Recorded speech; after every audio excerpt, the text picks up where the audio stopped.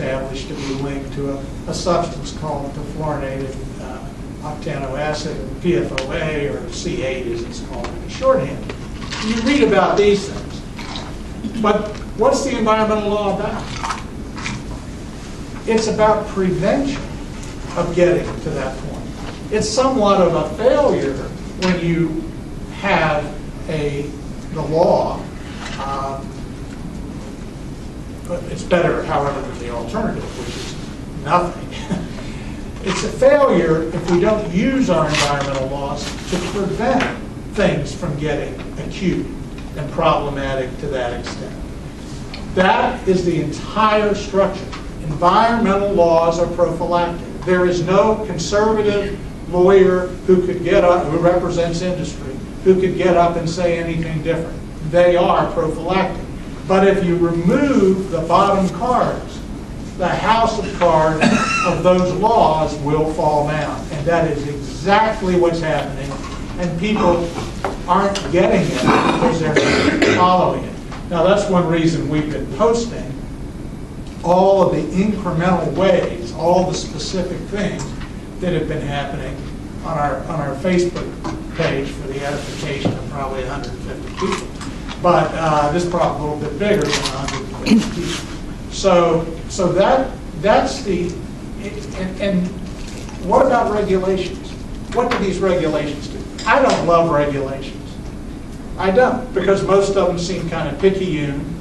In other words, they're small. But the genius of what they're trying to do, and by the way, we can enforce regulations when we know they've been violated.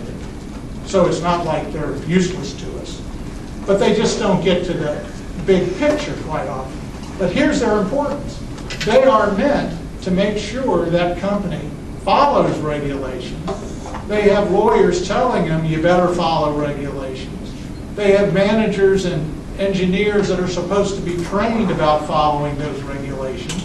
And when you take those regulations away, there is nothing to keep the problem from growing. Now, do problems happen? Yes. Yes.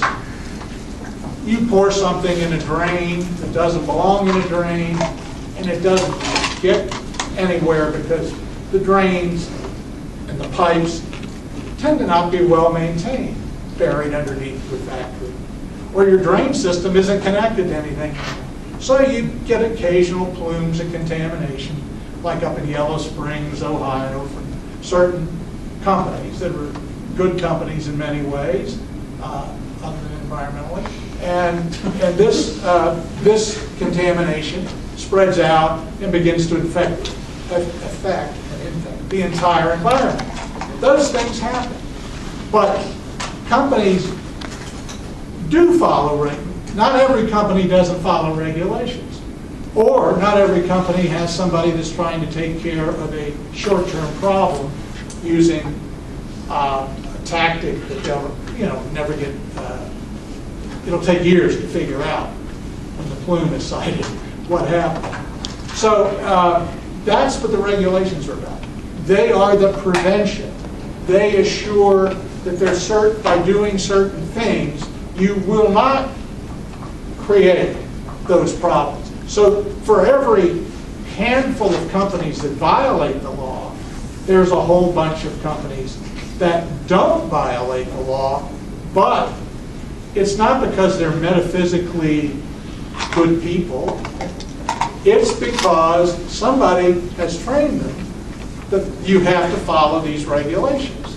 You have to report spills, you have to report leaks, and you take that away, that entire system's in.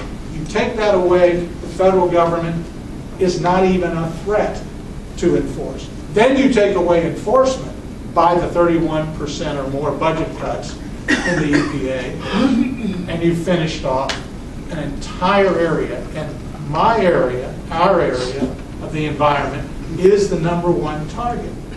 That's because there are a lot of people who would rather not have to follow regulations. They're not all crooks, they're not all criminals. But even with criminal penalties, there are people that destroy the health and life and property of others. And so That's why this is important. That's why this is important. Now, but we've all heard that there's some coal miners that might be working if only we could destroy 47 years of environmental law. Well, of course, that's just not true. It's just not supportable. It's not remotely accurate. It's not what put miners out of work. You tell me how the world's better off when you have a suspension of coal mining waste in West Virginia, mountaintop removal, and all the other practices that were just being stopped, in which there were court orders, that are now being allowed to go forward. How does that employ anybody? Matter of fact, it unemploys environmental cleanup. So, now, we all know about global warming, and that is a big issue. And that's what Maryland and others are going to host the rally on around the country. This is and around the world. This is a huge issue. But what I'm talking about is, while we're waiting for the outcome of that debate, and sadly, it's one of the few things in my 47 years of 47 years of being around the environment. Maybe I think it's 47. That I can tell you there's very little scientific consensus on damn near anything, but there is on global warming. But that has got people rightfully concerned about the entire planet's future. In the meantime, you can decimate the place and make it not worth living in if you destroy all of these other environmental laws. And so, to the extent you think we're ignoring science, we're also taking apart the law at the same time. So anyway, that's what's going on in Washington.